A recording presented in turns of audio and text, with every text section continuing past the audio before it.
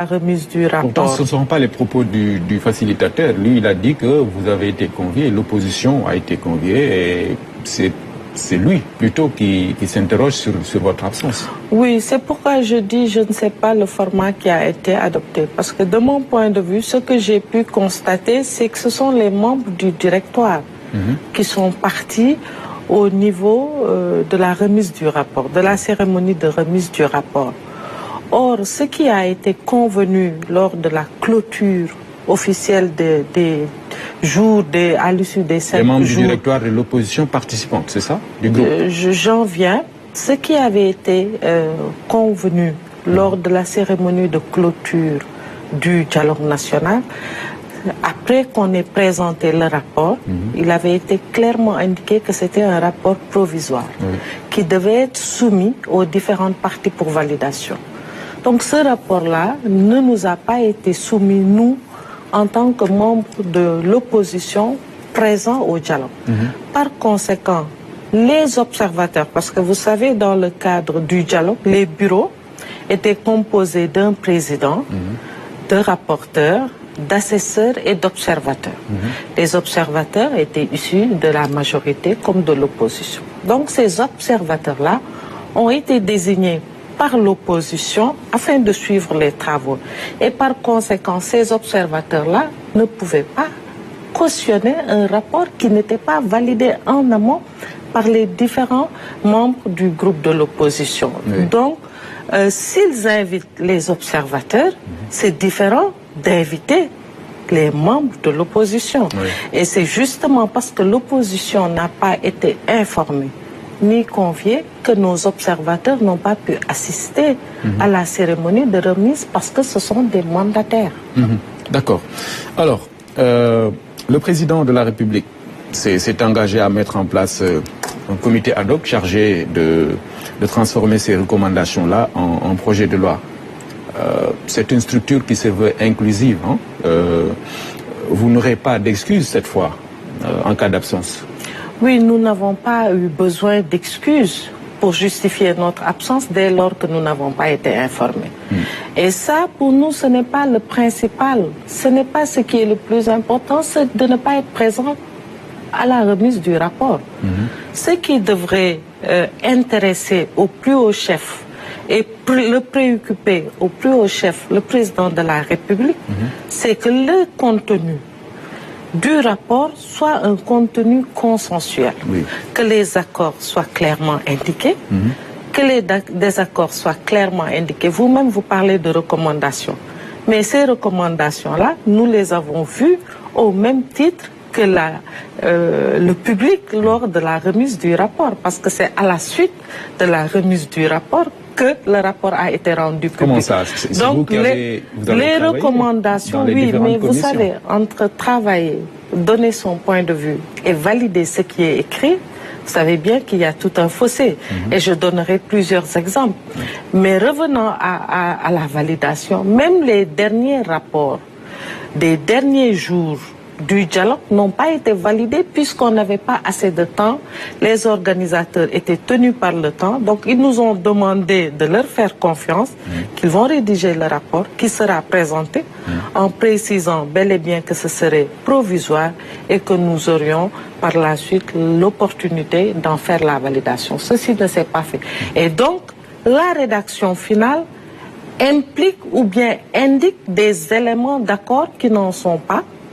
Et c'est là où il faut faire attention au faux consensus. Donc c'est pour dire quoi? Que les recommandations qui ont été remises au chef de l'État ne vous engagent pas, c'est ça? En réalité, le rapport en tant que tel,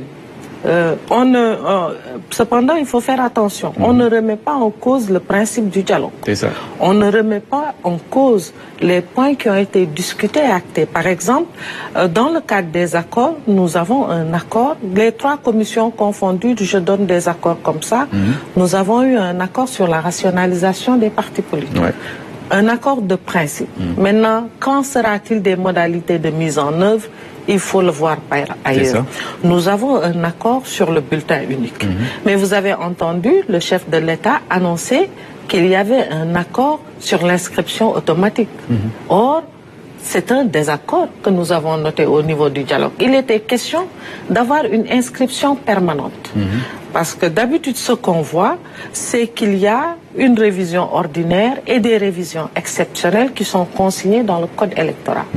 Et dans le cadre de cette inscription automatique, après les arguments qui ont été donnés par les uns et les autres, nous sommes tombés d'accord sur une révision permanente. Et donc revoir un peu l'article L37 du Code électoral. Oui. Donc ça, le président l'a annoncé, or c'en était pas un. Nous avons également eu un désaccord sur le mode de scrutin. Nous avons eu un désaccord également sur l'organe chargé de l'organisation des élections, l'organe indépendant dont les questions, ils ont dit qu'il y avait la création d'un organe indépendant chargé des élections. Là également, c'est un désaccord. Parce que même les membres de la commission réforme institutionnelle, la commission 3, qui ont travaillé, certains indiquent qu'il y a une large majorité, d'autres indiquent qu'il n'y a pas eu de consensus. Oui, mais quand même la classe politique dans sa majorité avait opté pour cette commission-là, pour une CENI en fait. Sauf que non, ça je suis formelle, c'est pas la classe politique dans sa majorité, puisque l'opposition, nous ne sommes pas membres de l'opposition, nous faisons partie de l'opposition, et cette question-là n'est même pas... Tout le groupe n'a pas les mêmes positions à ce niveau-là. Mais rectifiant un peu, les modes de prise de décision que nous avons actés, c'est des points d'accord, des points de désaccord, à partir de consensus. Un accord est considéré comme tel s'il y a consensus. On ne parle pas de large majorité. Je vous donne un exemple. La participation citoyenne, le renforcement de la participation citoyenne à l'action publique a été acté et par la société civile et par le groupe de l'opposition présent au dialogue. Mais la majorité ne l'a pas acté. Et pourtant, c'est consigné comme désaccord. Si ça devait être un large consensus ou une large majorité, on aurait acté ce point-là comme un point d'accord. Donc, le mode de validation des points, ce n'est ni une majorité, ni une large majorité. C'est un consensus. Mais il y a des points de consensus quand même qu'on avait notés, même avant la remise du rapport. Vous l'avez rappelé, la rationalisation des partis, une cour constitutionnelle par exemple, le bulletin unique, etc. Maintenant, ce qui est clair, c'est que, bon, le facilitateur l'a annoncé, il y aura un comité ad hoc. Quelle sera votre posture en tant qu'opposition participante? Est-ce que vous allez rester dans cette logique-là ou bien vous allez carrément vous ouvrir aux discussions? Non, d'ailleurs, nous-mêmes, nous l'avons indiqué. D'abord, j'aimerais rassurer. Il y a certainement d'autres positions qui seront déclinées une fois que le groupe de l'opposition se réunira et arrêtera de manière consensuelle nos prises de position.